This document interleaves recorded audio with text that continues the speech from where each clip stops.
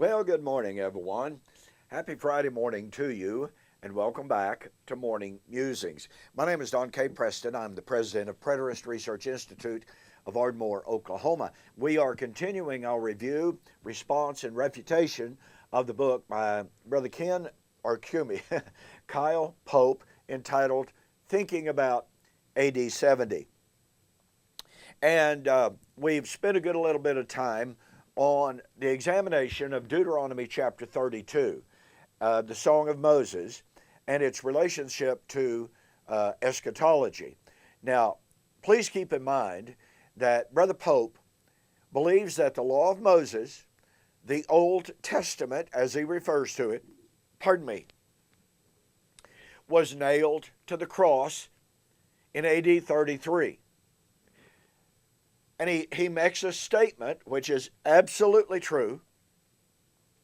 Any law, any covenant that has been abrogated, annulled, and taken out of the way is no longer applicable. Now, I want you to hang on to that, because Mr. Pope makes what I would say is an absolutely fatal mistake. It's a flaw in his eschatology. And let me make this comment. I was raised as a fifth-generation member of the Churches of Christ, of which Mr. Pope is also a minister. I was raised believing and teaching, advocating and debating that the law of Moses passed away at the cross. It was no longer applicable after the cross. Well, of course, one of the major problems among a host of problems, and by the way, in the somewhat near future, I'm putting together my outlines now, my major points. I am going to be producing an entire series of DVD presentations on the passing of the law of Moses. This is going to be a rather extensive study because it is an absolutely vital question. It's an absolutely critical theological issue. And so you might be watching for that. As soon as I can get my voice completely back, get it healthy, and I'm continuing to have problems that I did not think that I would continue to have. I have a sore throat constantly right now, and it's been a month almost since I caught the strep. So I don't think I want to be having a sore throat now, but I'm taking this and I'm taking that. I'm doing everything the doctor told me, but I am experiencing a constant sore throat, and it's difficult for me to talk very long at all. Okay, but nonetheless, I am putting together a plan, and I'm going to produce a somewhat lengthy series of DVD lessons on the passing of the law of Moses. Those will obviously be available when they are finished. May make them available as they are done. Who knows? So anyway, keep in mind that foundational to Mr. Pope's theology, absolutely fundamental to it, is the idea, is the claim, the law of Moses, the Old Testament, was nailed to the cross. Now remember, he agrees that Deuteronomy 32 is the law. He agrees that Deuteronomy 32 is the Old Testament. There's really no question about that. But keeping in mind that he agrees that the Old Testament was nailed to the cross, no longer applicable, and yet on page 32 of his book, Thinking About AD 70, Mr. Pope makes the affirmation about, quote, the end of the universe in the Old Testament. So the very heading of this section posits a tremendous controversy, a tremendous conflict, a tremendous contradiction of Mr. Pope's theology. If it's true that the Old Testament, the entirety of the Old Testament, the law and the prophets, passed away at the cross, was no longer applicable after the cross, then it is fundamentally wrong for Mr. Pope to say there are Old Testament prophecies of the end of the universe. We can't go to an Old Testament prophecy of the end of the universe if the Old Testament is no longer applicable. Now, some people try to say, well, Jesus said, do not think that I am come to destroy the law and the prophets. I did not come to destroy, but to fulfill. For verily I say unto you, not one jot or one tittle shall pass from the law until it's all fulfilled. So attempts are made to say, well, you see, the law passed away, but the prophecies didn't. Well, I'm sorry. That's it. That is completely untenable. And by the way, if you go to my website and you order my book, Torah to Telos, volume number 1, The Passing of the Law of Moses. In that book, I demonstrate that in Jewish thought, and more importantly, and in Scripture, the Jews referred to the prophecies as the law. They referred to the book of Proverbs as the law. And they said that, Jesus himself said, the law prophesied. So guess what, ladies and gentlemen? There is no dichotomy, there is no distinction, as far as terminology is concerned, between the law and the prophets. Now, pardon me, I'm not going to stop the tape. Okay, just have to move on. So it is simply untenable to make an argument that, well, okay, the law. Oh, my goodness gracious. Well, again, you just have to forgive me. That's kind of where I'm at right now. It is simply untenable if Mr. Pope would attempt to make the argument, the law passed, but not the prophets. Remember, Jesus said the law prophesied. Therefore, the law was prophecy. So when Mr. Pope tells us, oh, the law passed away at the cross, then he's saying, guess what? The prophets passed away at the cross. And yet now, on page 32, he is telling us that the old law, the Old Testament, prophesied of the end of the universe. Those are two diametrically opposed, contradictory positions. They comprise a fatal contradiction. Now, Mr. Pope appeals to Genesis chapter 8, verse 21 and 22 as a prediction of the end of the world. Well, obviously this would take a good long while to properly exegete, but let me just notice this. But just remember, please, what I just stated. This is in the Old Testament. This is prophecy. The law was prophecy. Prophecy was the law.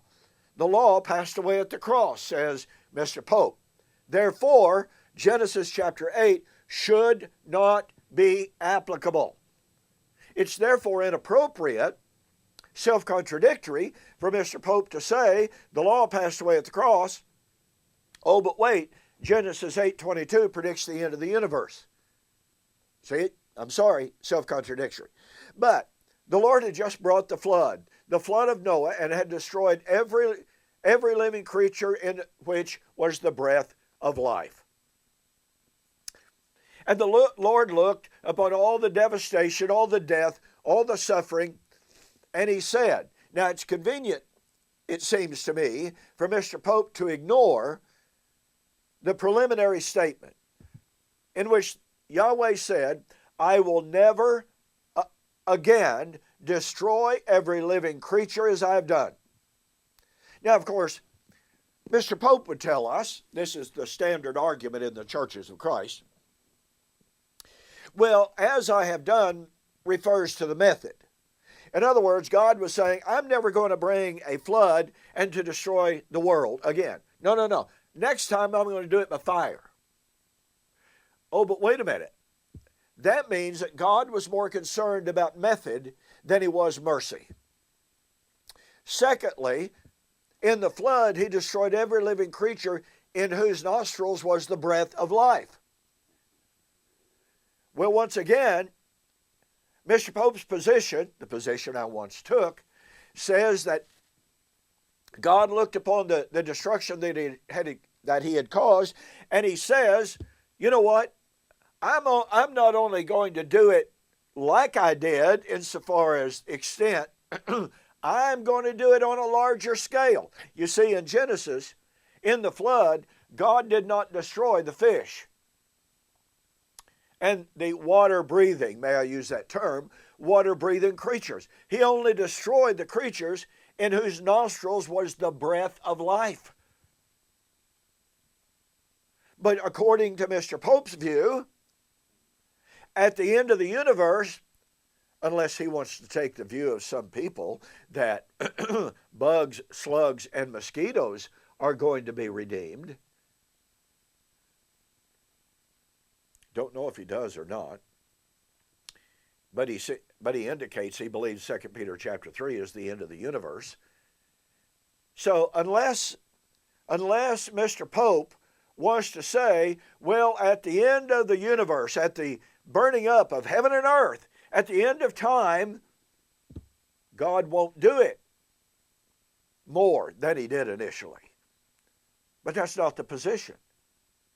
The position is God destroyed every living creature in whose nostrils was the breath of life. Next time around, God will destroy not only the animals that have the breath of life in them, he will destroy the fish too.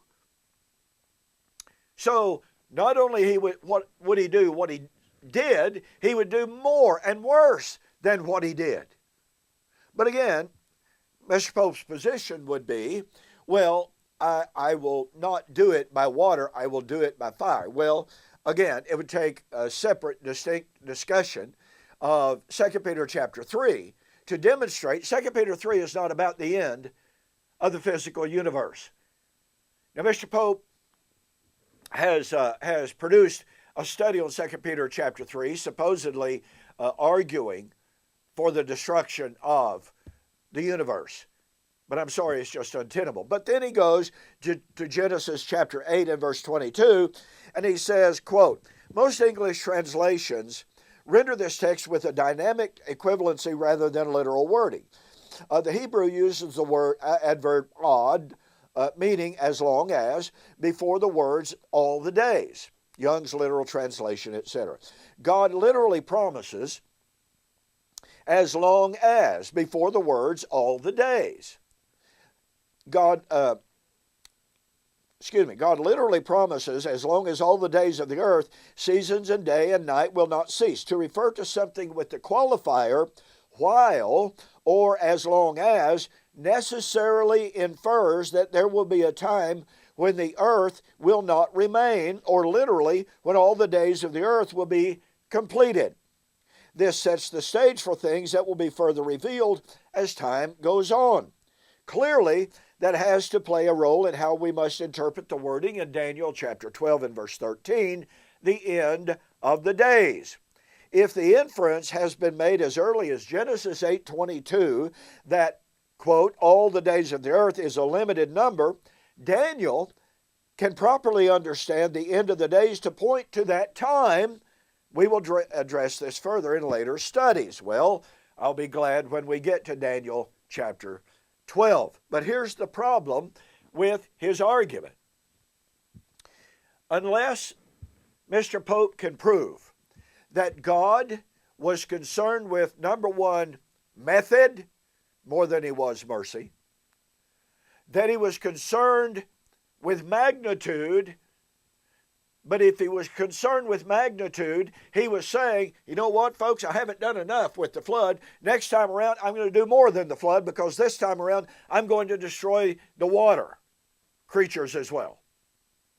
So unless Mr. Pope can demonstrate that God was more concerned with method than mercy, magnitude more than mercy, then what we have is an outright affirmation by God of saying, I will never again destroy every living creature. And that means that the statement, while the earth remains, or, seasons and times,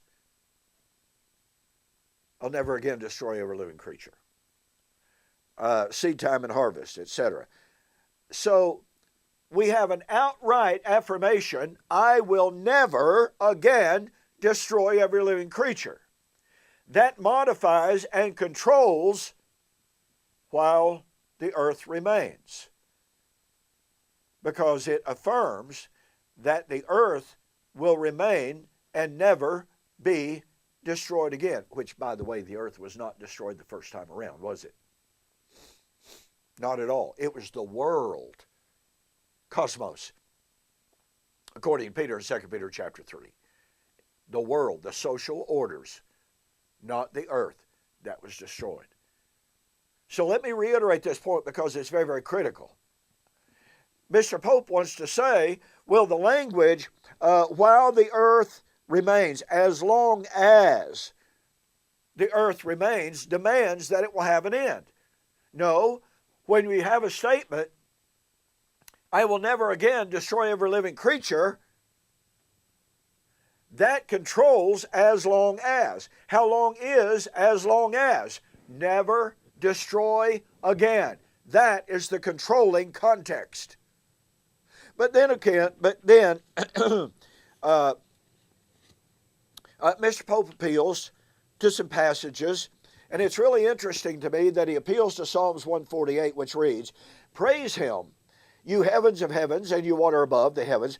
Let them praise the name of the Lord, for he commanded, and they were created. He also established them forever and ever. He made a decree which shall not pass away. Now here's what's interesting and perhaps revealing to me. He focuses in on the terms, he established them forever and ever. And he says, well, you see, what the word that is used here is olam. And olam doesn't necessarily mean without end. Well, you know what?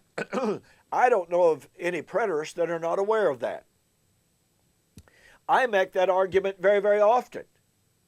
I've written about it extensively in my books. Olam doesn't mean forever and ever. But why did Mr. Pope ignore the rest of the statement? He made a decree which shall never pass away. Now, you see, here we've got different terminology, completely different terminology that takes us right back to Genesis 8:21. I will never again destroy every living creature. That's the decree referenced in Psalms 148. God said, I made a promise in Genesis 8, never again destroy every living creature.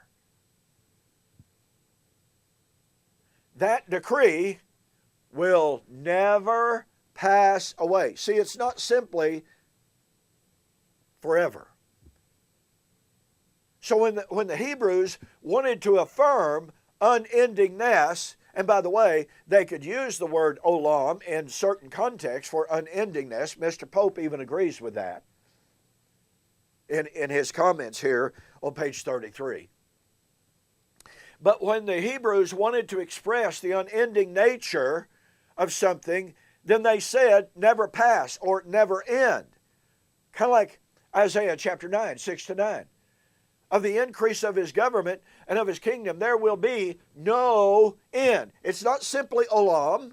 No, it is no end. That is directly parallel to this passage of Psalms 148. Now, I'm out of time for this morning. There's a good bit more I'm going to say on Mr. Pope's attempt to prove a yet future end of time and to prove the preterist position wrong. But let me go back over what we have seen. Point number one, Mr. Pope believes, he teaches and affirms the law of Moses. That's the entirety of the Old Testament. And remember, folks, in Scripture, the law prophesied, therefore the law was prophecy. And by the way, nothing proves this more than the Jewish feast days. The Jewish feast days were typological, foreshadows, prophetic of the judgment, the coming of the Lord, and the resurrection. Those are prophecy, aren't they? Well, guess what? Mr. Pope says the law of Moses and those feast days have passed away. They're no longer applicable. Well, if that's true, then the judgment, coming of the Lord, and the resurrection are no longer applicable. You see the problem here? I have more to say about that as we proceed. But once again, Mr. Pope affirms the law of Moses in its entirety, the Old Testament in its entirety, was nailed to the cross. Yet he turns right around and says the Old Testament, which he affirms has passed away, predicts the end of time. And furthermore, he appeals to Genesis chapter 8, verse 22, ignoring verse 21.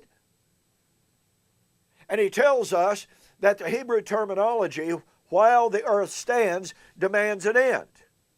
And he references Daniel chapter 12. Well, I'm going to show you when we come to Daniel chapter 12 that that's a misappropriation and that's a misapplication of Daniel chapter 12. Daniel chapter 12 was not predicting the end of time, ladies and gentlemen. Does it predict the end of the days? It most assuredly does. What are those days? The 1,290 days. The 1,335 days, which terminated in AD 70. So anyway, Mr. Pope ignores the controlling statement, I will never again destroy every living creature as I have done, which means that the language of as long as the earth stands refers to I will never again destroy every living creature. And finally, we see that Mr. Pope goes to Psalms 148 and he says, well, it uses the word olam, which doesn't mean forever. Well, that's true, but the statement says, the Lord said, I made a decree that will never pass away. That decree is Genesis chapter 8, verse 21. And that means that the statement of Psalms 148, that means that statement, let them praise the name of the Lord, for he commanded they were created, he established them forever and ever. That means that statement is now controlled by shall never pass away. And thus, the very passage that Mr. Pope adduces to try to discount and try to deny the preterist position actually winds up affirming it. Okay, let me say again, please go to my website, donkpreston.com, bibleprophecy.com. Go to the store and order the book, From Torah to Telos, The Passing of the Law of Moses. In that book, I have an extensive discussion proving beyond a shadow of a doubt with worlds of evidence. The law was the prophets were the law. You therefore cannot say the law passed away, but the prophecies remain valid and applicable. No, they stand or they fall together. And thus, when Mr. Pope says the law passed away at the cross, but then turns around and says, oh, but wait, the old law, the law of Moses, the Old Testament predicts the end of the world, I'm sorry, that's a massive, major, and fatal contradiction in Mr. Pope's theology. Well, thanks for joining me for this morning's morning musings. I appreciate you being with me. Have a safe weekend. God bless. See you on Monday.